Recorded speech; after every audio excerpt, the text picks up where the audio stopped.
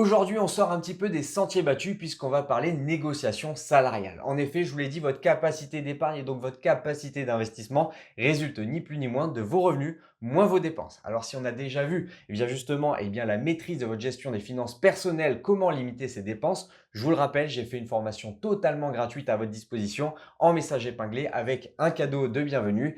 N'hésitez pas. Maintenant, on va s'attaquer à l'autre partie, l'augmentation des revenus via la négociation salariale. Cette négociation salariale, c'est un moment qui peut être assez stressant pour la plupart d'entre vous. On peut se retrouver un petit peu perdu justement face à nos managers et face à nos patrons. Pour cela, il existe des solutions que je vais vous expliquer tout de suite. Alors, la négociation salariale, c'est parti.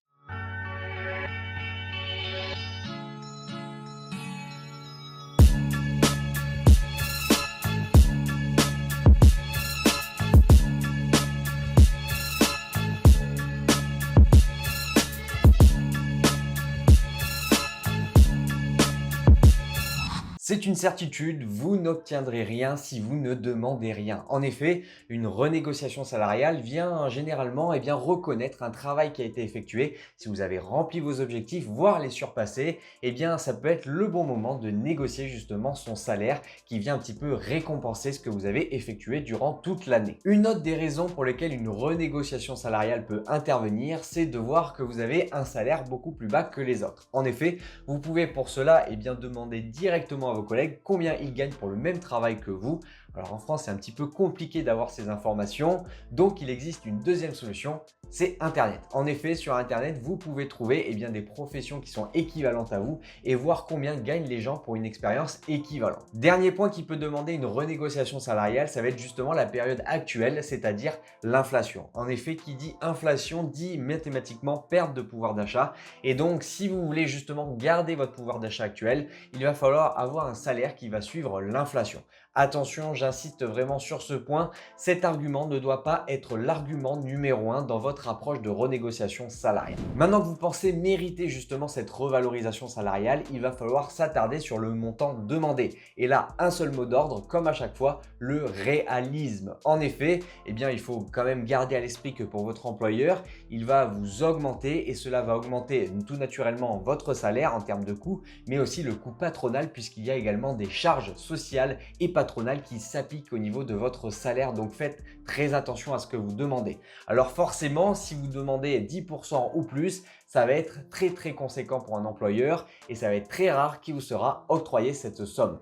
On estime une fourchette entre 4 à 5% peut être beaucoup plus réaliste à demander. Sur ce fait, justement, demandez plutôt une fourchette qu'un prix fixe. Vous devez montrer justement à votre interlocuteur, à votre employeur que vous êtes ouverte à la discussion. Il s'agit d'une négociation et si vous annoncez un prix fixe et que vous n'en démordez pas, c'est plutôt un monologue plutôt qu'une discussion ouverte. Donc faites très attention à cela. Pour une négociation salariale, il y a beaucoup de paramètres qui vont entrer en jeu. Si on a déjà vu les deux premiers, à savoir le mérite de cette négociation salariale, si vous êtes une personne totalement lambda, que vous ne remplissez pas les objectifs qui vous sont fixés, je pense que vous pouvez déjà oublier cette demande ou du moins vous n'allez pas forcément l'obtenir comparé à quelqu'un de l'équipe qui fait peut-être mieux que vous ou qui du moins remplit ses objectifs qui lui ont été fixés. Deuxièmement, on a parlé également des critères de demande, donc également le montant, vous le savez, il faut qu'il soit raisonnable. Et troisièmement, ça va être l'attitude. En effet, l'attitude va faire beaucoup.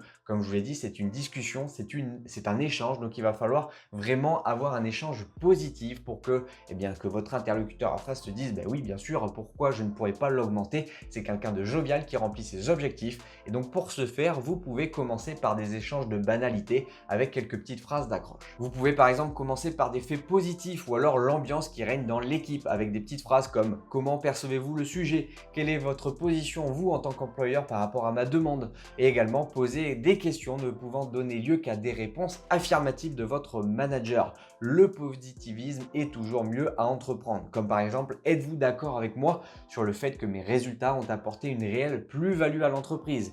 Et enfin, pour que l'échange se passe bien, vous devez constamment vous mettre à la place de votre manager puisque lui, dans sa tête, ça va être « Pourquoi je l'augmenterai lui plutôt qu'un autre ?» Très clairement, comme je vous l'ai dit, il faut toujours garder à l'esprit que vous mettre une augmentation, pour vous, ce n'est qu'un chiffre, mais pour l'employeur, ça va représenter beaucoup en termes de charges patronales, alors que théoriquement, vous allez faire le même travail avec ou sans cette augmentation. Donc, il faut vraiment vous mettre en avant et vous appuyer sur des outils un petit peu vraiment matériels. En effet, si vous lui apportez des preuves que vous êtes un élément clé et stable, comme par exemple un projet que la boîte a pu décrocher et pour lequel ça a rapporté beaucoup d'argent, pour lequel vous avez été un élément clé, ça c'est vraiment des éléments quantitatifs à mettre en avant. Ou par exemple, si vous êtes un élément qui a très peu été malade, qui a tout le temps été présent et pour lequel vous apportez une réelle stabilité à l'entreprise, ça c'est des faits à mettre en avant à votre employeur et il se dira bien sûr je vais devoir récompenser cet élément qui est vraiment gage de stabilité pour mon entreprise. Une nouvelle fois, la négociation salariale est un moment très délicat, que ce soit pour l'employé au niveau de sa satisfaction et de son engagement dans l'entreprise, mais aussi au niveau de l'employeur, c'est-à-dire au niveau de la pérennité de l'entreprise dans le temps. Je vous l'ai dit, il y a des coûts pour l'employeur et donc il faut vraiment éviter d'augmenter tout le monde de 10 à 15% sans raison et surtout sans augmentation des revenus, sinon l'entreprise pourrait mener à la faillite et donc votre augmentation sera de 10 ou 15% très bien, mais elle sera de très courte durée et donc finalement votre satisfaction le sera tout autant.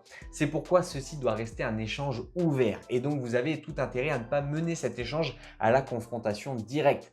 N'hésitez pas justement à ne pas mettre en avant tout propos virulent ou alors tout chantage abusif. Ceci ne serait pas en votre faveur dans tous les cas. C'est pourquoi il y a des erreurs qui doivent être évitées. Parmi celles-ci, on peut citer crier à l'injustice, formuler votre demande sous forme d'ultimatum, faire preuve d'excès de confiance, attaquer en mode conquérant, expliquer que vous avez besoin d'argent ou encore avoir des exigences trop élevées. Si vous cochez l'ensemble des paramètres pour avoir une revalorisation salariale, à savoir la légitimité vis-à-vis de votre employeur et donc de votre entreprise, mais également une fourchette de prix cohérente et enfin les erreurs à ne surtout pas commettre, il faut se demander à quel moment je peux justement entamer cette revalorisation. Pour moi, il y a plusieurs moments clés dans la vie d'une entreprise et la première, c'est tout naturellement suite à une promotion. En effet, si vous endossez de nouveaux rôles, de nouvelles responsabilités et donc votre salaire peut tout naturellement suivre. En effet, si vous avez de nouveaux objectifs, de nouveaux points de stress et que pour ça vous n'avez pas plus de salaire, pour moi, pourquoi prendre ces nouveaux rôles et nouvelles responsabilités? Ça n'a aucun sens. Deuxième possibilité, ça va être lors de l'entretien annuel avec votre employeur ou du moins votre manager. En effet, cet entretien annuel se fera en deux parties. La première, ça va être un débrief sur l'année qui se sera écoulée, l'occasion pour vous de mettre l'accent justement sur vos succès, vos différentes réussites et justement tous les points positifs que vous avez cochés. La deuxième partie, ça va être justement une prospection vers l'avenir. Qu'est-ce qui va être au niveau de l'entreprise mis en place? En effet, s'il y a de nouveaux objectifs, s'il y a des contrats clés qui vont être mis en jeu, ça va être là la position que vous pourrez prendre et donc tout naturellement demander une revalorisation de salaire. Pourquoi pas sur objectif pour justement valoriser ce nouveau travail que vous mettrez en place et valoriser cet apport de chiffre d'affaires que vous pourrez faire parvenir à votre entreprise. Et enfin, dernière possibilité pour vous de négocier, ça va être à tout moment. En effet, il n'est pas nécessaire d'attendre l'entretien annuel pour pouvoir mettre en avant votre stabilité, votre engagement et du coup vos succès, vos réussites vis-à-vis de l'entreprise. En effet, si vous avez des faits positifs et quantitatifs mais aussi qualitatifs à mettre en avant à votre employeur, c'est tout naturellement que vous pouvez essayer d'engager justement cette discussion de revalorisation salariale en dehors de l'entretien annuel. Attention, votre discours doit toujours être clair et précis puisque vous devez mettre en avant vos faits positifs, qualitatifs mais aussi quantitatifs une nouvelle fois. À l'inverse, même s'il y a des moments qui sont clés justement pour demander une revalorisation salariale, il y a des moments où il vaut mieux éviter justement de demander cette revalorisation. Comme par exemple après une récente sous-performance, même si vous êtes un bon élément, mieux vaut laisser couler de l'eau sous les ponts après un échec car votre manager aura beau jeu de vous rétorquer que vous n'avez pas rassuré sur la dernière mission.